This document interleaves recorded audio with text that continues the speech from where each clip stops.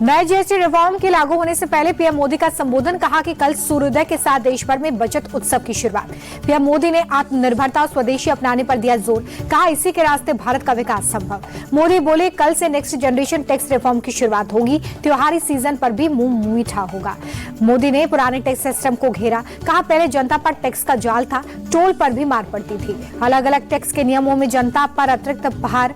PM Modi बोले GST लागू होने के बाद से व्यापार हुआ आसान। जीएसटी रिफॉर्म के साथ one nation one tax system की शुरुआत, पीएम मोदी का बयान। नए जीएसटी को लेकर प्रधानमंत्री ने आजाद भारत का सबसे बड़ा बदलाव बताया, कहा हर वर्ग का कल्याण करने का हमारा फोकस। पीएम मोदी ने कहा कि पिछले 11 साल में हमने 25 करोड़ लोगों को गरीबी रेखा से बाहर निकाला।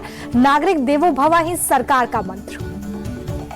मोदी ने जनता से लिया संकल्प, कहा कि गर्व से कहो हम स्वदेशी खरीदते हैं, हर मकान दुकान को स्वदेशी से सजाएंगे। पीएम मोदी का क्लियर कट मैसेज, कहा भारत किसी भी बाहरी दबाव के आगे झुकेगा नहीं।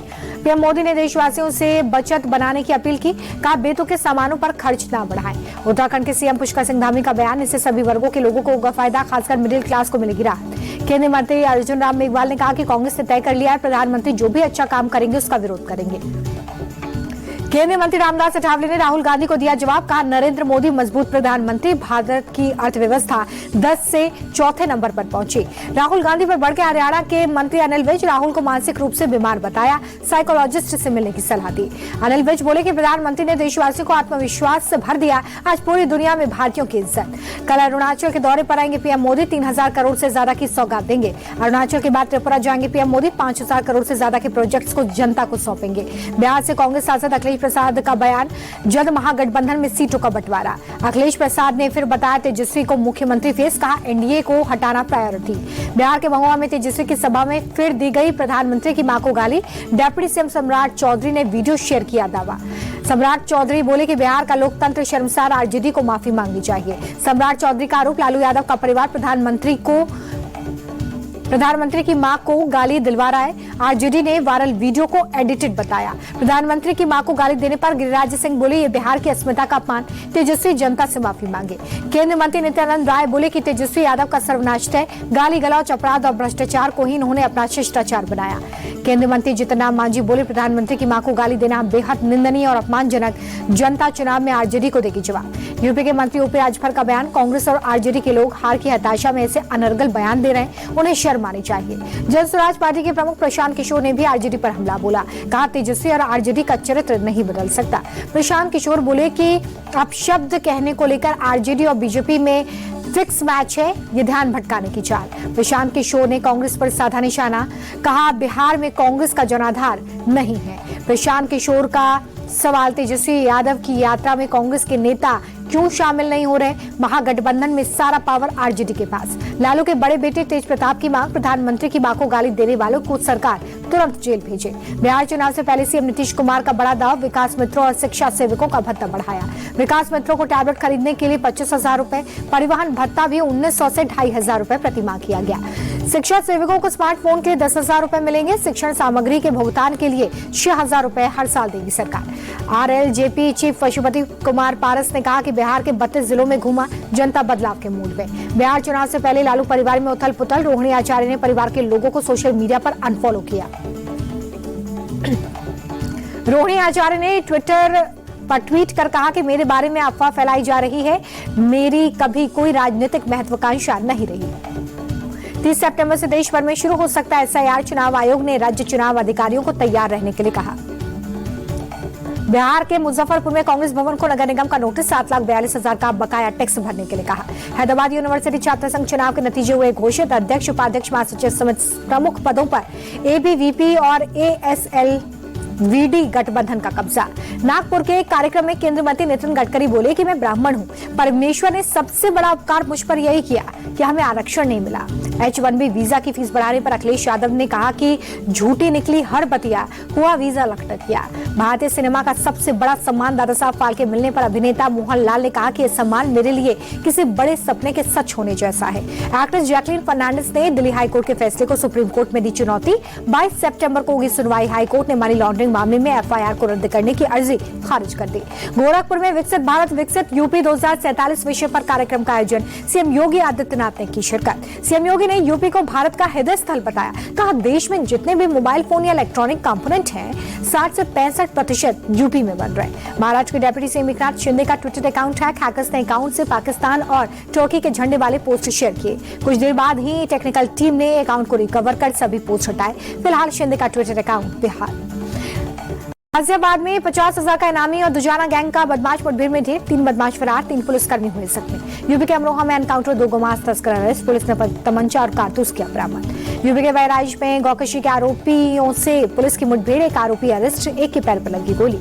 यूपी के गाजियाबाद में बदमाशों के हौसले बुलंद हैं। मॉर्निंग वॉक के दौरान युवक की चेन छीनकर भागे। चेन स्नैचिंग की वारदात सीसीटीवी में हुई कैद। बदमाशों की तलाश में है पुलिस। लखनऊ के गोमती नगर में दबंगों ने एक युवक की पिटाई की। 5 सितंबर को एक रेस्टोरेंट में खाना खाने के बाद पैसे मांगने पर हुआ था विवाद। शिकायत दर्ज।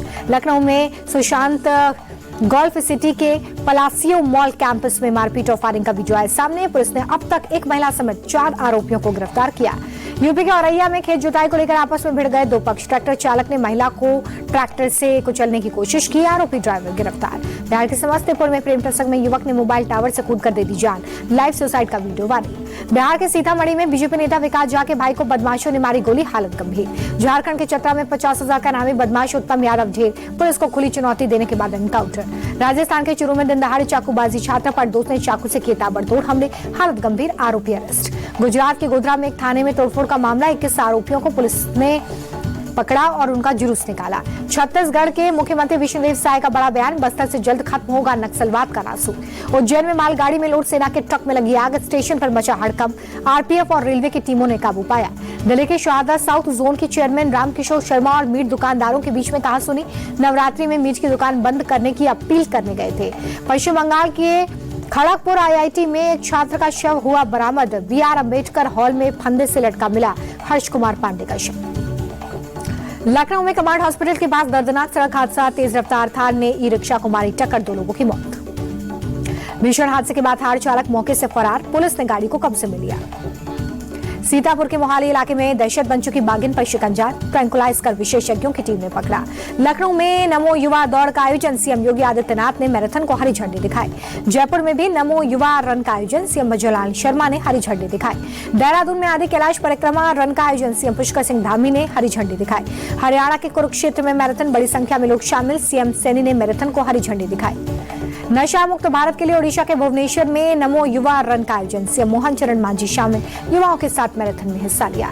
मुंबई में भी नमो युवा दौड़ का आयोजन, सीएम देवेंद्र फडणवीस ने दिखाई हरी झंडी, तेजस्वी सूर्या भी रहे मौजूद। प्रयागराज में उमड़ा भक्तों का सैलाब, पितृपक्ष के अवसर पर बड़ी संख्या में श्रद्धालुओं ने संगम में डुबकी लगाई। पितृपक्ष अमावस्या आज हरिद्वार में उमड़ी भक्तों की भीड़, श्रद्धालुओं ने गंगा नदी में लगाई आस्था की डुबकी।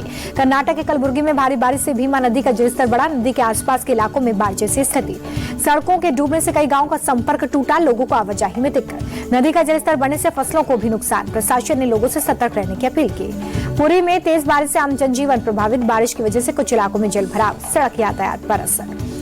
आप क्रेडिट कार्ड से नहीं भर पाएंगे घर का किराया, आरबीआई की नई गाइडलाइन के बाद पेमेंट ऐप्स ने रेंट पेमेंट सर्विस बंद की। मकान मालिक के रजिस्टर्ड मर्चेंट नहीं होने के कारण पैसा नहीं भेज सकते। अगले हफ्ते शेयर बाजार में मचेगा आईपीओ का धमाका, 26 कंपनियों के इश्यू होंगे लॉन्च। सभी कंपनियां 6,300 करोड़ जुटाने की तैयारी में। टाटा पंच फेसलिफ्ट जल्द हो सकती है लॉन्च, डिजाइन फीचर टेक्नोलॉजी से पहले से ज्यादा शानदार होगी, कीमत में भी हो सकता है थोड़ा इजाफा। Xiaomi 17 सीरीज जल्द चीन में लॉन्च होगी, 6,300 mAh बैटरी मिल सकती है, 50 मेगापिक्सल कैमरा भी मिल सकता है। अमेरिका ने H-1B वीजा फीस पर दी सफाई, सिर्फ नए वीजा आवेदकों पर लगेगी $1 लाख की सालाना फीस, पुराने वीजा धारक भारतीय और प्रोफेशनल्स पर नहीं। भारत ने अमेरिका के वीजा की फीस बढ़ोतरी पर जताई है चिंता, का फैसले से मानवीय असर होगा, यूएस में रह रहे भारतीय परिवारों पर इसका इम्पैक्ट होगा। अमेरिकी राष्ट्रपति ट्रंप ने अफगानिस्तान को दी खुली धमकी, कहा कि बगराम एयरबेस नहीं लौटाए तो अंजाम बुरा होगा। ट्रंप ने कहा कि बगराम एयरबेस के पास चीन बनाता है परमाणु हथियार, इसलिए अमेरिका की मौजूदगी जरूरी। ट्रंप ने फिर अलापा भारत पाक के बीच सीज़फायर करा, कहा 7 युद्ध रुकवाने के लिए मुझे नोबेल प्राइज मिलना चाहिए। अमेरिका का भारत को बड़ा झटका, चाबहार पोर्ट पर दी गई छूट वापस ली, 29 सितंबर 2025 से होगा प्रभावी।